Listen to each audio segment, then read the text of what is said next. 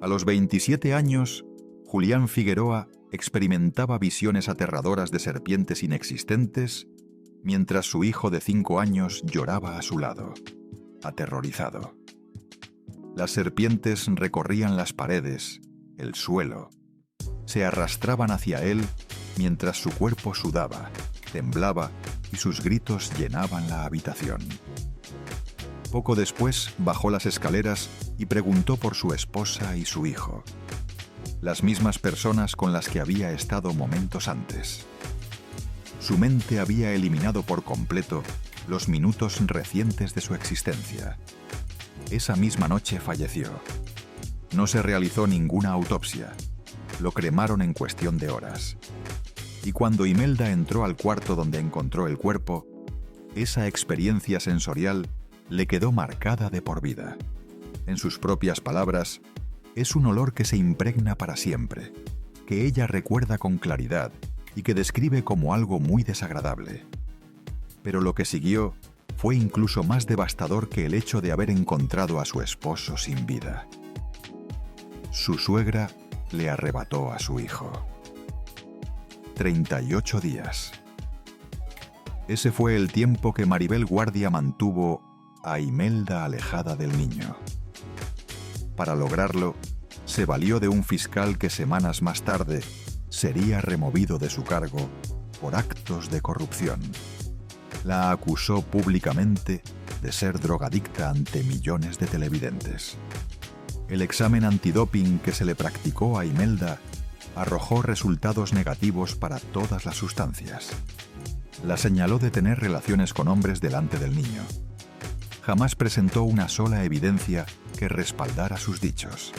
Y cada vez que alguien le preguntaba por qué actuaba así, Maribel daba siempre la misma respuesta. Todo por el niño. 40 millones de dólares. Ese es el valor estimado de la herencia de Joan Sebastián. Y existe un documento en un tribunal de Texas donde el esposo de Maribel, un hombre sin ningún vínculo de sangre con los Figueroa, figura como beneficiario de esa fortuna. ¿Todo por el niño o todo por los 40 millones? Hoy vas a conocer 4 datos que lo cambian todo. El primero, lo que un médico forense interpretó sobre las visiones de serpientes que tuvo Julián horas antes de morir a los 27 años. Una sola palabra lo explica: abstinencia. El segundo, el documento de Texas donde Marco Chacón aparece en la lista de herederos de una fortuna que no le corresponde. El tercero, la confesión en la que Maribel reconoció públicamente que su hijo era adicto, destruyendo así la versión oficial que la familia había sostenido durante años. Si te gusta este contenido, suscríbete para no perderte ninguna historia oculta. Y el cuarto, cómo pasó de tener custodia total de su nieto a tener una orden de restricción en su contra. De controlarlo todo en 2 meses a no poder ni verlo.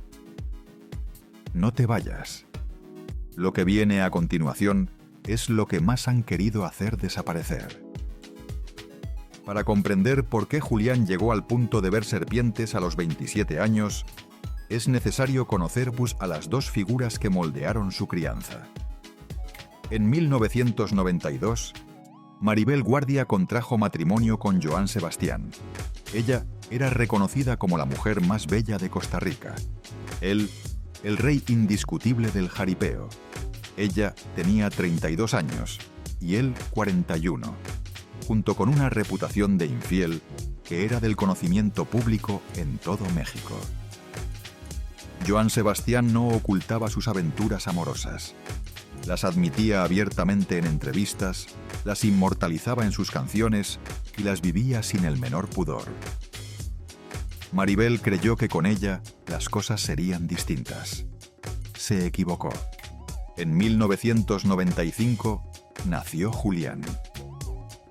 En 1996, Maribel descubrió que Joan mantenía una relación con Arlette Terán, una actriz de apenas 19 años. Se enteró a través del programa Ventaneando, frente a millones de espectadores. 1992. Camina hacia el altar. 1996. Lanza la ropa de Joan por la ventana. 4 años de ilusión y derrumbe. Conviene recordar ese patrón de Joan Sebastián, su incapacidad para ser fiel a cualquier persona, su tendencia a destruir a quienes decía amar. Ese patrón se reprodujo en su hijo. El divorcio dejó a Julián atrapado entre dos mundos. Por un lado, Joan Sebastián, padre famoso, padre ausente, con 8 hijos de distintas mujeres, de los cuales Julián era uno más en esa larga lista. Por el otro, Maribel, madre presente pero controladora, cuya sobreprotección asfixiante intentaba compensar la ausencia paterna. Julián creció en una mansión donde Maribel supervisaba todo: sus amistades, sus horarios, sus decisiones. No había ningún aspecto de su vida que escapara a su vigilancia. El resultado fue un joven frágil, inseguro, incapaz de valerse por sí mismo. A los 20 años ya arrastraba problemas serios con el alcohol. Pero lo que vino después fue aún más grave. En 2015, cuando Julián tenía 20 años, ingresó a Oceánica. Para quienes no conocen ese nombre, Oceánica es la clínica de rehabilitación más reconocida de México. Frecuentada por celebridades, políticos y empresarios con capacidad económica para costear tratamientos de cientos de miles de pesos. La versión oficial era que Julián ingresó por alcoholismo. Bebía desde muy joven y sin control, por lo que la familia decidió internarlo. Sin embargo, alguien que compartió ese proceso con él relata una historia muy distinta. Fofo Márquez, el influencer millonario que años después sería detenido por agredir brutalmente a una mujer en un estacionamiento, coincidió con Julián en Oceánica. Compartieron terapias, comidas y confesiones. En un video de TikTok que superó los 2 millones de vistas, Fofo dijo algo que ningún miembro de la familia Figueroa Guardia se atrevía a decir: que conoció a Julián en Oceánica y que él era adicto a algo que la plataforma no permite nombrar. Lo que el algoritmo censura, lo que Fofo insinuó sin poder decirlo explícitamente, son sustancias que se inhalan, polvos que entran por la nariz. Este detalle es fundamental para entender cómo murió Julián. Ese mismo año, 2015, Joan Sebastián falleció de cáncer. Tenía 64 años. Había librado una larga batalla contra la enfermedad, entre hospitalizaciones, tratamientos agotadores y una voluntad tenaz de seguir viviendo. Al final, el cáncer se impuso. Pero antes de morir, Joan Sebastián cometió el error más grave que puede cometer un hombre adinerado con 8 hijos de distintas madres, propiedades en 2 países y regalías de cerca de 1000 canciones, generando ingresos mensualmente. Murió sin testamento, sin ningún documento legal que estableciera a quién correspondía cada bien, sin instrucciones para dividir su fortuna, sin protección alguna para sus hijos menores. 51 propiedades en diferentes estados de México. Cerca de 1000 canciones registradas que generan regalías cada vez que suenan en la radio, en Spotify o en cualquier cantina del país. Contratos con disqueras internacionales, derechos de imagen, cuentas bancarias en México y Estados Unidos. Un patrimonio calculado en aproximadamente $40 millones y ningún testamento. 10 años después de la muerte de Joan Sebastián, esa herencia sigue sin repartirse. 8 hermanos, hijos de distintas madres, enfrentados en juzgados de México y Estados Unidos. abogados que cobran fortunas por un proceso que no avanza, propiedades abandonadas porque nadie puede decidir qué hacer con ellas, regalías congeladas en cuentas que nadie puede tocar, un desastre legal aparentemente sin fin. Y en medio de ese caos, un niño pequeño que algún día heredará una porción de esa fortuna, sin saber lo que le aguarda, sin comprender la maldición que su abuelo dejó como herencia. Prepárate, porque lo que sigue es la razón por la que este video existe. En 2017, 2 años después de la muerte de Joan Sebastián, Julián conoció a la mujer que cambiaría su vida para siempre, Imelda Garza Tuñón.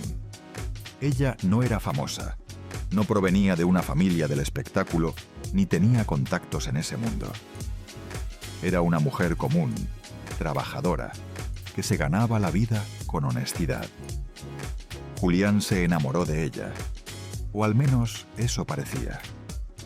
Después de años de vivir bajo la sombra de sus célebres padres, después de cargar con el peso de un apellido que todo México reconocía, encontró a alguien que lo quería a él, no a su nombre. Se casaron ese mismo año, en una boda que las revistas de espectáculos cubrieron como el acontecimiento del año. El hijo de Joan Sebastián y Maribel Guardia parecía haber sentado cabeza. Meses después de la boda, nació José Julián, el primer nieto de Maribel Guardia, el primer bisnieto de Joan Sebastián, aunque él ya no estuviera vivo para conocerlo. Y aquí es donde la historia toma el giro que lo determinaría todo. Julián e Imelda decidieron vivir en la casa de Maribel. No compraron una vivienda propia, no rentaron un departamento, no construyeron un hogar independiente donde criar a su hijo según sus propias reglas. Se instalaron en la mansión de Maribel Guardia en las Lomas de Chapultepec, una de las zonas más exclusivas de la Ciudad de México. Lo que Imelda no sabía era que esa decisión sería el error que le costaría absolutamente todo. Lo que había construido, lo que amaba, lo que creía tener seguro. Basta imaginarlo. De ser una mujer independiente, con su propio espacio y sus propias decisiones, pasó a depender por completo de su suegra. Vivía en la casa de Maribel, comía lo que se preparaba en la cocina de Maribel, utilizaba el dinero que Maribel autorizaba, criaba a su hijo bajo el techo y las normas de Maribel, bajo su vigilancia permanente. Sin autonomía, sin independencia, sin salida. Julián tampoco contaba con un trabajo estable. Intentaba construir una carrera como cantante siguiendo los pasos de su padre. Grabó algunas canciones, ofreció algunos conciertos, pero sin el talento natural de Joan Sebastián, sin la disciplina que exige el mundo de la música y con los demonios del alcohol y otras sustancias persiguiéndolo sin tregua, su carrera nunca despegó. El matrimonio dependía económicamente de Maribel. Ella pagaba todo, decidía todo, controlaba todo. Todo por el niño. Explicaba cuando le preguntaban por qué los mantenía en su casa. Pero dentro de esa mansión, se estaba gestando algo que nadie percibía. Algo que años después estallaría con la fuerza de una bomba nuclear. La relación entre Imelda y Maribel era cordial en público. Siempre sonrisas frente a las cámaras. Siempre fotografías familiares impecables para Instagram. La imagen de la familia unida, la suegra amorosa, la nuera agradecida, el nieto feliz. Pero dentro de esa mansión ocurrían cosas que ninguna cámara registró. Años después, cuando todo estalló, Imelda revelaría secretos que había guardado durante mucho tiempo. En una entrevista confesó algo que nadie conocía, que en aquella época estaban separados. Y se preguntaba cómo iban a saberlo los medios si vivían bajo el mismo techo. El matrimonio de Julián e Imelda era una fachada. Compartían casa, pero no eran pareja. Había periodos de separación, como ella misma los nombraba. Temporadas en que convivían y criaban a su hijo, pero no funcionaban como esposos. ¿Por qué sostener esa mentira? ¿Por qué no simplemente divorciarse? Porque divorciarse significaba que Imelda tendría que abandonar la mansión, perder la seguridad económica que Maribel garantizaba y comenzar desde cero con un niño pequeño y sin recursos propios. Y para Maribel, que su hijo se divorciara habría representado un escándalo público. La admisión de que la familia perfecta que exhibía en redes sociales era una ficción, la pérdida del control. Así que todos siguieron fingiendo, interpretando sus papeles, manteniendo las apariencias. Pero las mentiras tienen fecha de vencimiento, y esta estaba a punto de explotar de la peor manera posible. En agosto de 2022, la fachada se resquebrajó públicamente. Un paparazzi captó a Julián Figueroa en la calle, de noche, besando a una fan. Las imágenes eran nítidas. No había forma de negarlas ni de inventar una explicación inocente. 2017. Julián e Imelda se casan sonrientes frente a las cámaras. 2022. Julián besa a otra mujer en la calle sin recordarlo después. 5 años. Del altar a la traición. El hijo de Joan Sebastián estaba repitiendo los pasos infieles de su padre. El patrón se perpetuaba. La maldición continuaba. Las fotos se viralizaron en horas. Los medios del espectáculo enloquecieron. Era la historia perfecta. El hijo del mujeriego más famoso de México comportándose exactamente igual. Imelda tuvo que dar declaraciones públicas, pararse frente a las cámaras y explicar lo inexplicable.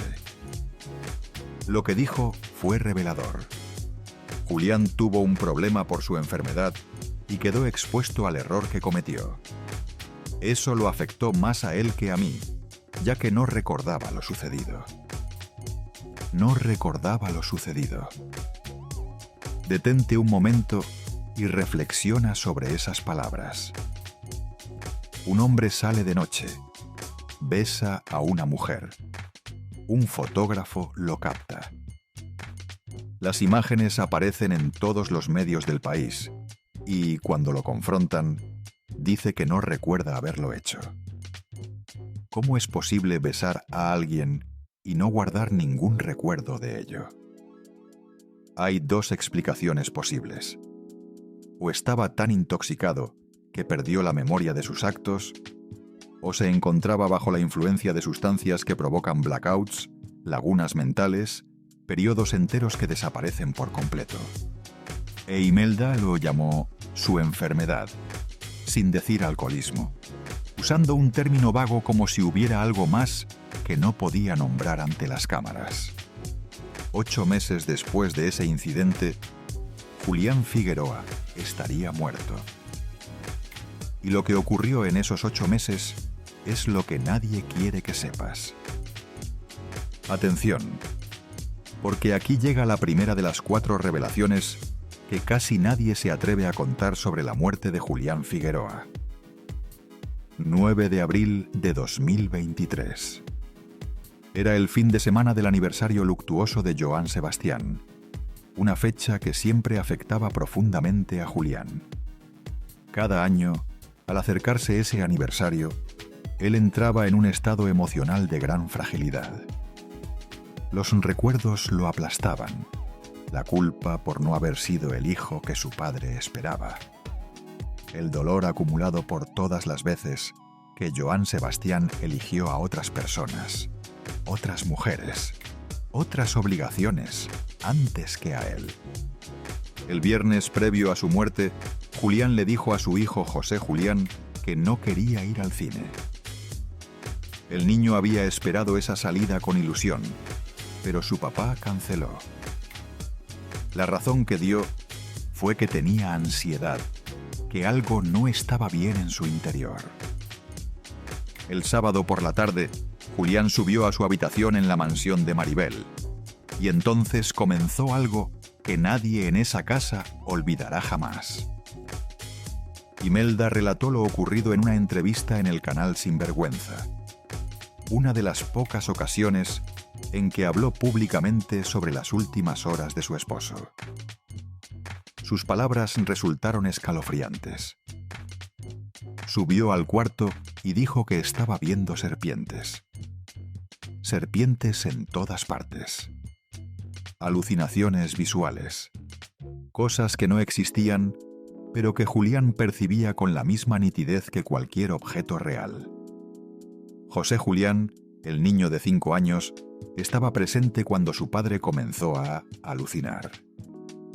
Rompió a llorar de miedo. Nunca había visto a su papá así.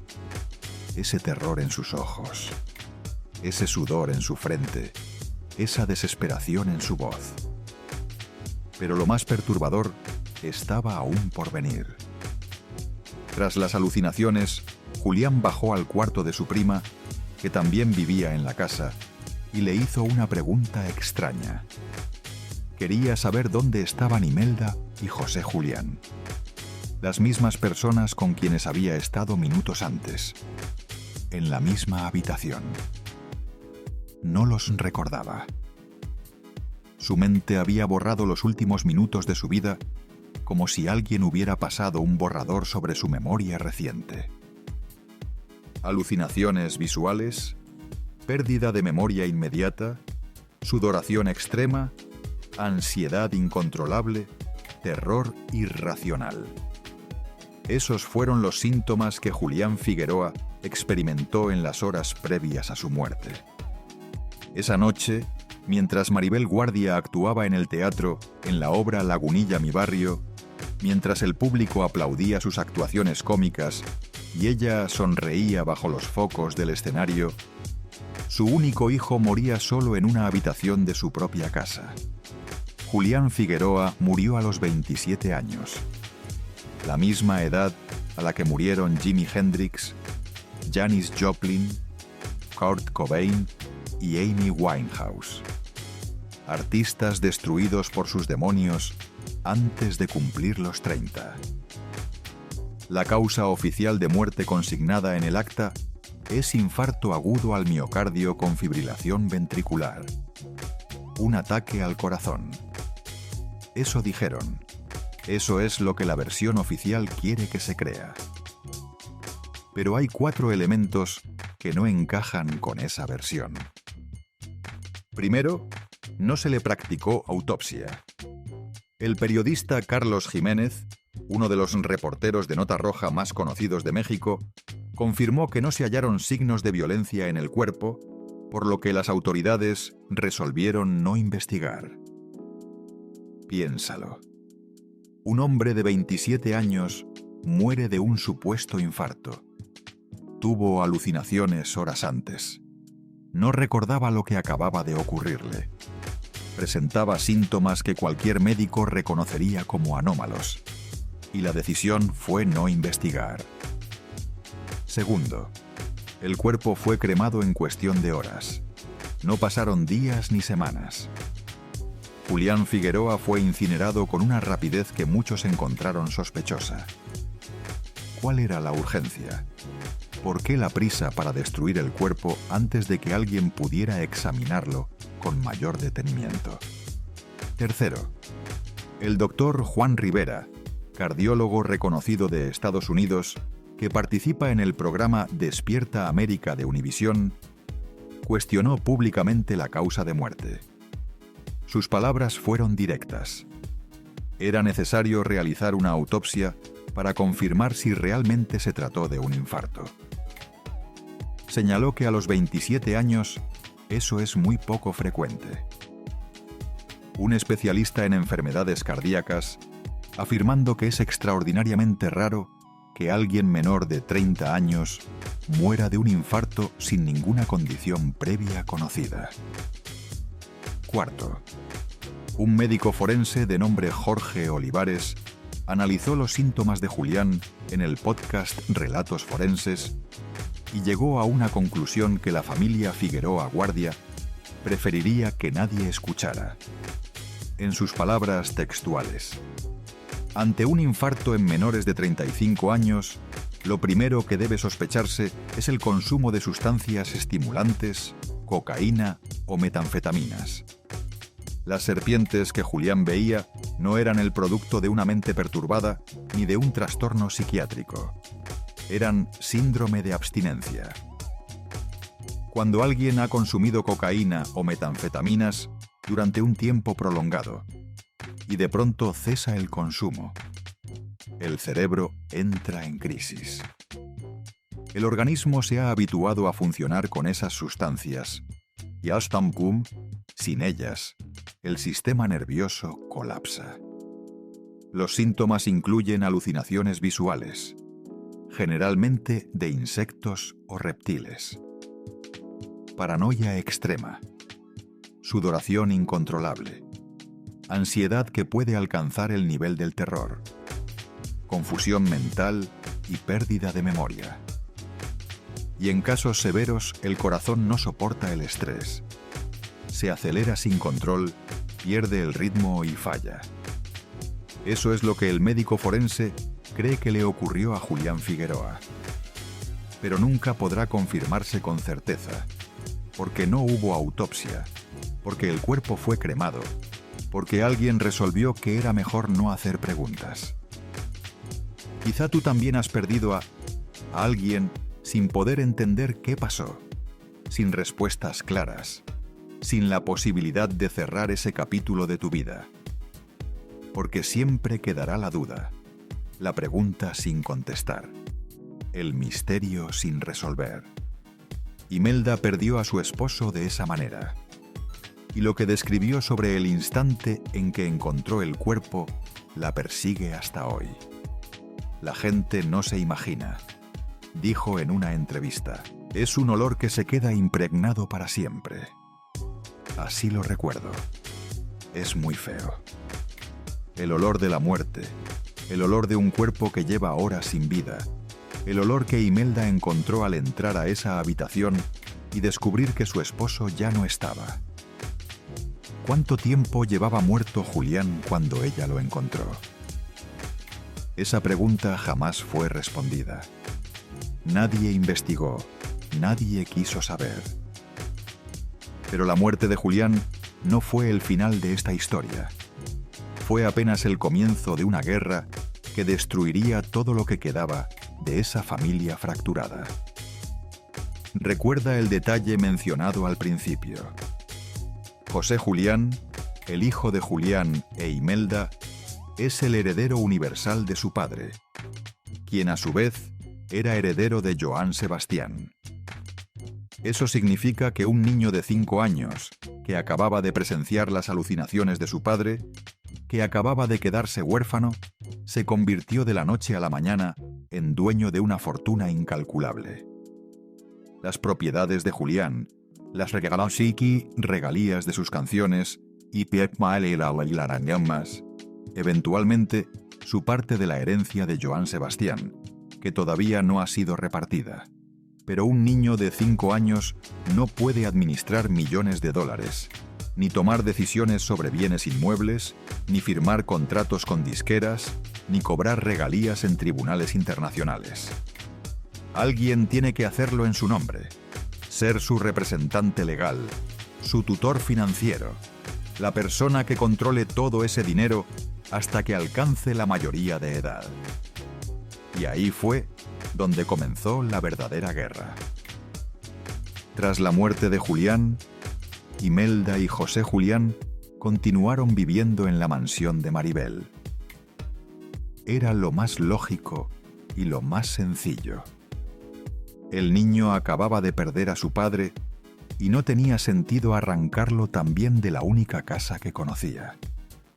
Pero dentro de ese hogar, las dinámicas de poder se estaban reconfigurando en silencio. Marco Chacón, el esposo de Maribel desde hace más de 20 años, fue designado albacea de la herencia de Julián Figueroa. Esa palabra es importante. Un albacea es la persona legalmente encargada de administrar los bienes de quien falleció. Tiene poder sobre propiedades, cuentas bancarias, inversiones y regalías. Todo pasa por sus manos. Marco Chacón, un hombre sin ningún vínculo de sangre con Julián, ni con José Julián, que simplemente es el esposo de la abuela, se convirtió en el administrador de toda esa fortuna. Imelda, la viuda, la madre del heredero, la persona con mayor derecho legal para gestionar el patrimonio de su propio hijo, quedó completamente excluida de esa estructura de poder. ¿Cómo ocurrió eso? Según Marco Chacón, quien lo explicó en una entrevista posterior, Imelda no quiso ser albacea porque le daba flojera viajar a Cuernavaca. Esas fueron sus palabras exactas. Flojera. Una madre que supuestamente renuncia al control de la herencia de su hijo. Una herencia de millones de dólares, porque le resulta tedioso hacer un viaje de 1 hora. ¿Te parece creíble? ¿Conoces alguna? ¿Alguna madre que renunciaría al control del futuro financiero de su hijo por pereza? Todo por el niño. Seguía repitiendo Maribel en cada entrevista. Durante 1 año y medio después de la muerte de Julián, la familia mantuvo la apariencia de normalidad. Fotos en redes sociales mostrando a la abuela feliz con su nieto. Apariciones públicas donde Maribel e Imelda posaban sonrientes. La imagen de una familia unida por el dolor, superando la tragedia y siguiendo adelante. Pero detrás de esas fotografías perfectas, algo muy diferente estaba sucediendo. En noviembre de 2024, la bomba estalló. Aquí llega la segunda revelación, la que demuestra que Maribel Guardia interpretaba un papel frente a las cámaras mientras planeaba algo completamente distinto en la oscuridad de los juzgados. El 11 de noviembre de 2024, Maribel Guardia presentó una demanda formal contra Imelda Tuñón. 36 páginas de acusaciones legales en las que la señalaba de generar violencia, tener problemas de adicciones, abandonar al menor y representar un peligro para su propio hijo. Lo que Maribel solicitaba era explícito: la custodia total de su nieto José Julián. Quería quitarle el niño a su madre. Y lo más perturbador es que nadie sabía que esa demanda existía. Ni los medios de comunicación, ni el público, ni aparentemente la propia Imelda en toda su dimensión. Porque mientras esa demanda avanzaba en secreto en los juzgados, Maribel seguía apareciendo en público como si nada ocurriera, posando en fotografías familiares, actuando el papel de la abuela amorosa que solo desea lo mejor para su familia. Noviembre de 2024. Maribel posa sonriente con Imelda y el niño para Instagram. Ese mismo noviembre, Maribel firma una demanda de 36 páginas acusándola de adicta. El mismo mes, la misma mujer, 2 caras completamente distintas. Y aquí está la contradicción más brutal de toda esta historia. Si Maribel consideraba a Imelda tan peligrosa en noviembre, si genuinamente creía que su nieto estaba en riesgo con una madre adicta y violenta, si su preocupación era tan grande que recurrió a los tribunales en busca de auxilio, entonces responde esto. ¿Por qué en diciembre de 2024 dejó que Imelda se llevara al niño de vacaciones? Maribel viajó a Miami por 3 semanas durante las fiestas navideñas y no se llevó al niño, dejándolo al cuidado de Imelda, la misma mujer a quien había demandado semanas antes por ser un peligro para él. ¿Cómo se explica esa contradicción? La respuesta es incómoda, pero obvia. Maribel necesitaba que alguien cuidara al niño mientras ella no estaba. Y la madre supuestamente peligrosa le resultaba conveniente para eso. Actuación, cálculo e pum, e hipocresía en su máxima expresión. El 21 de enero de 2025, Maribel Guardia decidió hacer pública la demanda que había mantenido en secreto durante 2 meses. Apareció en los noticieros con lágrimas en los ojos. Habló de su angustia por su nieto. Mostró el rostro de una abuela desesperada que solo busca proteger a un niño inocente. Todo por el niño, repetía entre lágrimas. Los medios se lo creyeron sin reservas. Era la historia perfecta. La estrella de televisión enfrentando a una nuera problemática para salvar a su nieto. Ese mismo día, José Julián fue llevado a las instalaciones de la Fiscalía.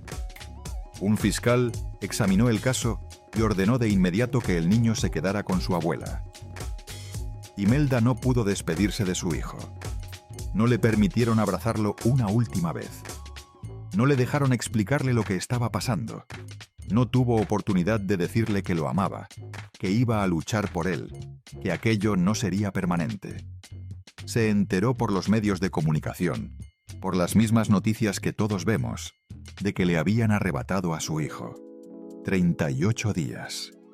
Ese fue el tiempo que Imelda Tuñón pasó sin poder ver a su hijo, sin hablarle por teléfono, sin saber cómo estaba, sin ningún tipo de contacto con el niño que había llevado en su vientre, amamantado y criado durante 7 años. 38 días de agonía absoluta. Quizá tú también conoces esa sensación. La impotencia de que te arrebaten lo que más amas sin poder hacer nada. La desesperación de estar separada de alguien y no saber cómo está. La angustia de que el sistema opere en tu contra. Pero hay algo sobre ese fiscal que nadie ha contado. Algo que cambia por completo la perspectiva de esta historia. Días después de otorgarle la custodia a Maribel Guardia, el fiscal que tomó esa decisión fue destituido de su cargo por actos de corrupción e influyentismo. Lee esas palabras nuevamente. Corrupción e influyentismo. El hombre que decidió separar a un niño de su madre fue removido porque era corrupto. Imelda denunció públicamente las irregularidades del proceso. Nunca le tomaron declaración formal, nunca le practicaron un examen antidoping para verificar las acusaciones de adicción, nunca le asignaron un abogado de oficio como establece la ley.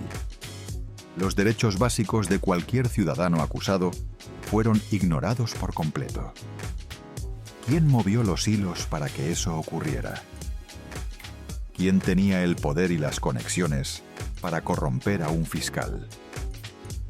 ¿Quién contaba con el dinero para comprar una decisión tan trascendente? La respuesta está en esa mansión de las Lomas de Chapultepec. Pero lo que Maribel no sabía es que al abrir la boca frente a las cámaras, iba a destruir su propia defensa.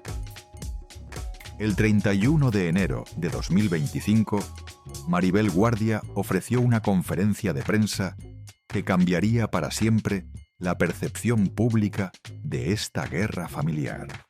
Se colocó frente a los micrófonos de todos los medios del país. Lloró. Sus manos temblaban, su voz se quebraba. Parecía una mujer destrozada por el dolor. Y entonces comenzó a lanzar contra Imelda las acusaciones más graves que pueden hacerse sobre una madre.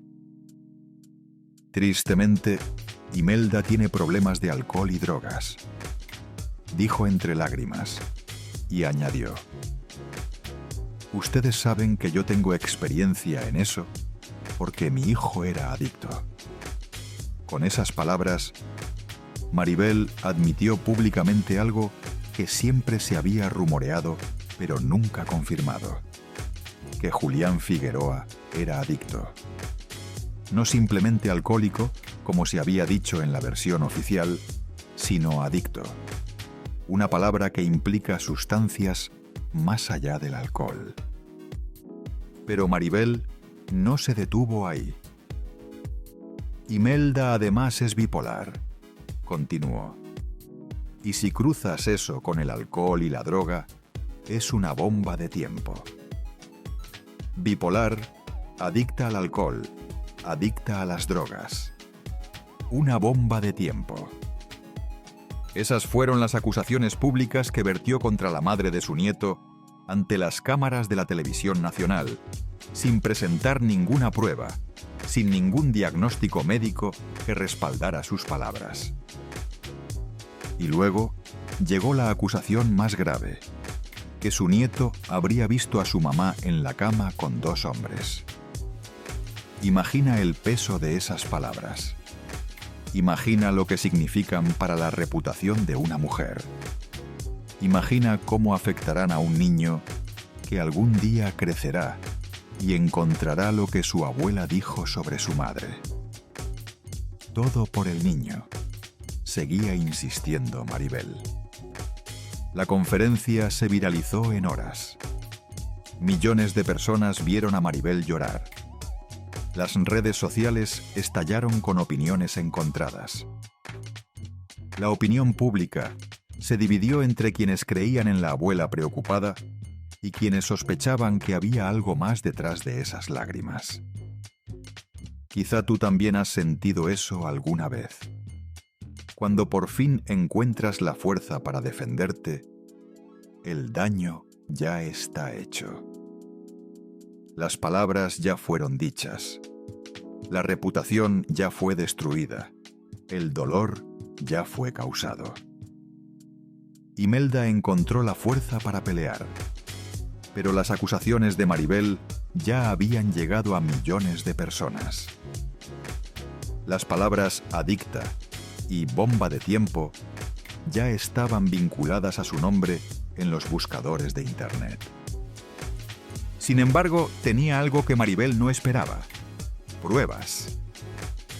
Se sometió a un examen antidoping en vivo, frente a las cámaras, con testigos que verificaron que el proceso fuera legítimo y sin posibilidad de manipulación.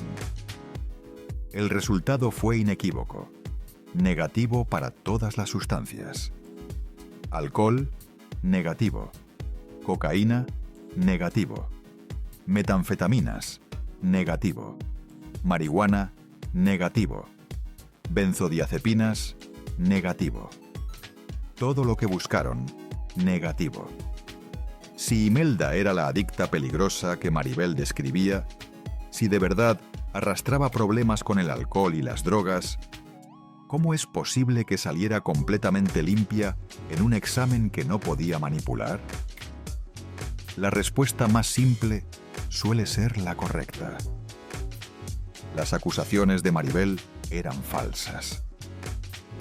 Y ahora, la tercera revelación. Esta es quizá la más sorprendente de todas, porque muestra cómo una mujer que parecía ser la víctima pasó a convertirse en la atacante. Imelda Tuñón no solo se defendió de las acusaciones, ni se limitó a probar su inocencia con exámenes médicos. Hizo algo que nadie esperaba. Denunció a Maribel Guardia por violencia vicaria. Si nunca has escuchado ese término, la violencia vicaria es una forma de abuso que consiste en utilizar a los hijos como arma para dañar a la madre, en manipular el sistema legal para separarla de ellos, en destruirla emocionalmente a través de lo que más ama. Exactamente lo que Imelda acusaba a Maribel de estar haciendo. El 8 de marzo de 2025, Día Internacional de la Mujer, Imelda marchó por las calles de la Ciudad de México junto a miles de mujeres que protestaban contra la violencia de género. Llevaba un paliacate naranja al cuello, el color que identifica a las víctimas de violencia vicaria, la manera de decir sin palabras: este es mi dolor, esta es mi lucha. Sus palabras ese día fueron directas y sin rodeos. Actualmente estoy sufriendo violencia de género, violencia digital y violencia vicaria. Y en sus redes sociales escribió algo que dejaba clara su posición. Maribel es la abuela, que se ubique y nos deje en paz. No queremos ni necesitamos nada de ella. El maltrato que le ocasionó a mi bebé, a mi familia y a mí, no se paga con nada. En otro mensaje añadió: trabajo y mi esposo trabajaba. Maribel es la abuela, no la madre, que entienda su lugar.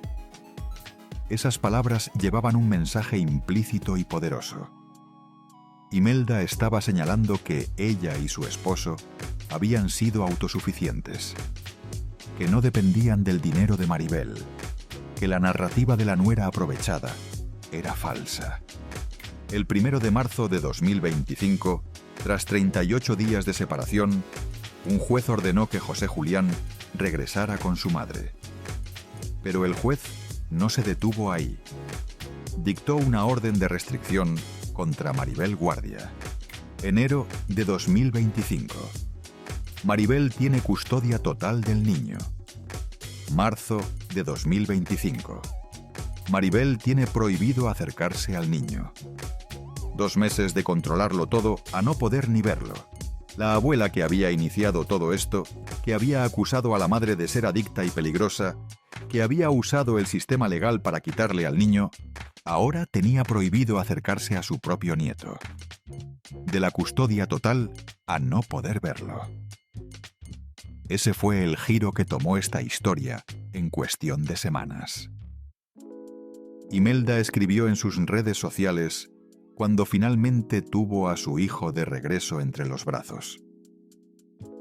El día de ayer recuperé a mi hijo después de 38 días en que fui privada de cualquier contacto con él. Hoy ganó el amor, hoy ganó la justicia. Dios es bueno.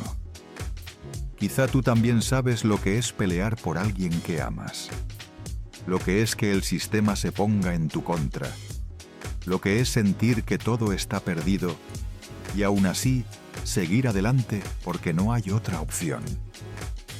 Imelda peleó y ganó esa batalla. Pero la guerra estaba lejos de terminar, porque detrás de la custodia, detrás de las acusaciones de adicciones, detrás de las lágrimas de Maribel y los gritos de Imelda, había algo que nadie quería mencionar directamente. El elefante en la habitación. La razón real por la que 2 mujeres estaban dispuestas a destruirse mutuamente. $40 millones. Y aquí llegamos a la cuarta y última revelación, la que fue prometida al inicio de este video. Adís Tuñón es la tía de Imelda y periodista del programa De Primera Mano, uno de los espacios de espectáculos más vistos de México. Desde su posición privilegiada, con acceso a información que otros periodistas no tienen, Adís presentó documentos que transformaron por completo la narrativa de esta historia. Mostró papeles de un tribunal de Texas, Estados Unidos, donde se litigan las regalías internacionales de Joan Sebastián. Las canciones que suenan en todo el mundo generan dinero que se deposita en cuentas estadounidenses, dinero que es parte de la herencia que los 8 hijos de Joan llevan 10 años disputando. Y en esos documentos apareció un nombre que no debería estar ahí: Marco Chacón. No aparecía como representante legal del niño José Julián, que habría sido lo lógico dado su rol como albacea. No aparecía como administrador temporal de los bienes del menor. Aparecía en la lista de herederos y beneficiarios de las regalías de Joan Sebastián. El esposo de Maribel Guardia, un hombre sin ningún vínculo de sangre con el cantante, figuraba como si él mismo fuera uno de los herederos de su fortuna. Las hijas de Joan Sebastián reaccionaron de inmediato. Marcelia Figueroa, una de las herederas legítimas, apareció en televisión para defender a su familia.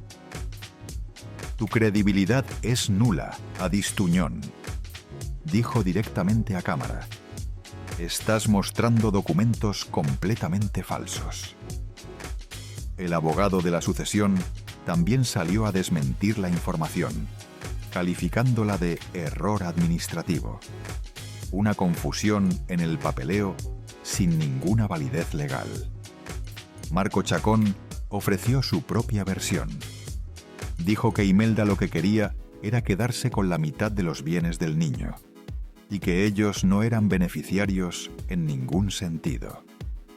Todos negaron, todos desmintieron, todos insistieron en que era mentira. Pero entonces, si no había nada que ocultar, si todo era un error inocente, si Marco Chacón no tenía ningún interés personal en esa herencia, ¿por qué renunció al cargo de albacea? Días después de que Adís Tuñón exhibiera esos documentos en televisión nacional, Marco Chacón dejó de ser el administrador de la herencia de Julián Figueroa. La razón oficial que esgrimió fue que quería evitar conflictos. Evitar conflictos. Renunció justo después de que los documentos salieron a la luz. Si era inocente, ¿por qué huir? Los inocentes no huyen. Los inocentes pelean.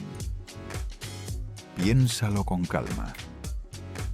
Un niño de 8 años es heredero de una fortuna que nadie puede calcular con exactitud. Propiedades que valen millones, canciones que generan regalías cada mes en todo el mundo y una parte de la herencia de Joan Sebastián que suma decenas de millones de dólares. Ese niño no puede controlar nada de eso. Es menor de edad. No puede firmar documentos, ni tomar decisiones legales, ni administrar su propio dinero. Alguien tiene que hacerlo por él durante los próximos 10 años, hasta que José Julián cumpla 18.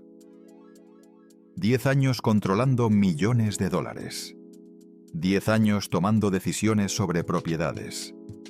10 años cobrando regalías en nombre de un niño. Si esa persona es la madre, Imelda, el dinero va a donde ella decida. Si esa persona es la abuela y su esposo, el dinero permanece en esa mansión de las Lomas de Chapultepec. ¿Qué harías tú si millones de dólares dependieran de quién controla a un niño de 8 años?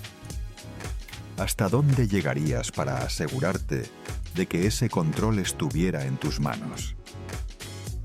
Todo por el niño, decía Maribel.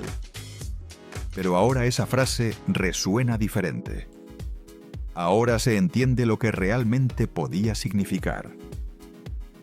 En octubre de 2025, Maribel Guardia e Imelda Tuñón se encontraron frente a frente en un juzgado de Morelos.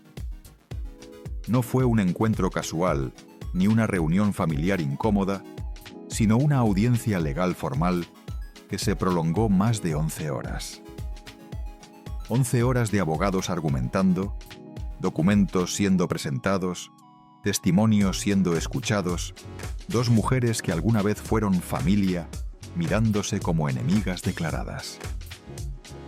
El tema central de esa audiencia fue el testamento de Julián Figueroa. Imelda lo impugna. Afirma que la firma que aparece en ese documento no es la de Julián, que alguien la falsificó después de su muerte, que el testamento es un fraude. Si Imelda gana esa batalla legal, tanto ella como José Julián recibirían el 50% cada uno de la herencia de Julián. Si pierde, el niño hereda todo.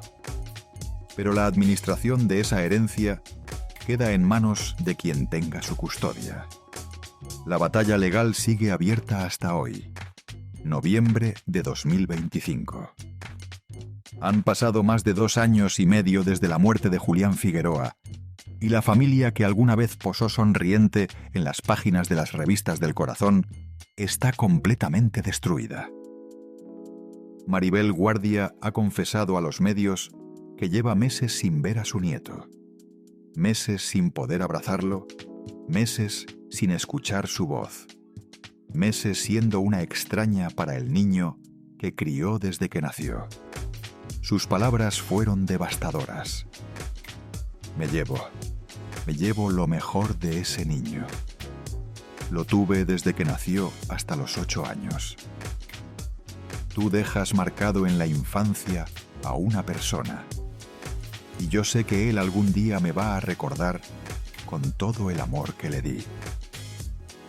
Tiene 5 demandas de Imelda en su contra, 5 procesos legales distintos en los que debe defenderse.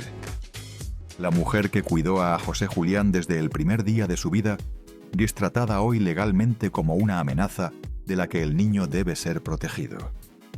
Imelda, por su parte, vive con su hijo lejos de la mansión de las Lomas. Trabaja para sostenerse. Cuida a José Julián con sus propios recursos e intenta reconstruir una vida que quedó destrozada el día en que encontró el cuerpo de su esposo en aquella habitación. Hace 2 años y medio. Pero hay una pregunta que ninguna de las 2 mujeres puede responder. Una pregunta que persigue esta historia desde el principio y que probablemente nunca tendrá respuesta. ¿Qué le pasó realmente a Julián Figueroa aquella noche de abril? Un hombre de 27 años no muere de un infarto sin más. Los infartos a esa edad son extraordinariamente poco frecuentes. Los síntomas que Julián presentó antes de morir, las alucinaciones con serpientes, la pérdida de memoria, la sudoración, el terror irracional, todo apunta a algo que nadie quiso investigar. No hubo autopsia. El cuerpo fue cremado en cuestión de horas. Las preguntas se sepultaron con él. Las respuestas se convirtieron en cenizas. Esta familia eligió no saber qué mató realmente a Julián Figueroa, y ahora paga el precio de ese silencio. Maribel Guardia, la mujer que soportó las infidelidades de Joan Sebastián durante años por mantener a su familia unida, hoy está completamente separada de su único nieto. La mujer que crió a Julián, a pesar del padre ausente, que lo protegió de los escándalos, que intentó darle una vida normal pese a llevar un apellido famoso, es hoy acusada de violencia vicaria.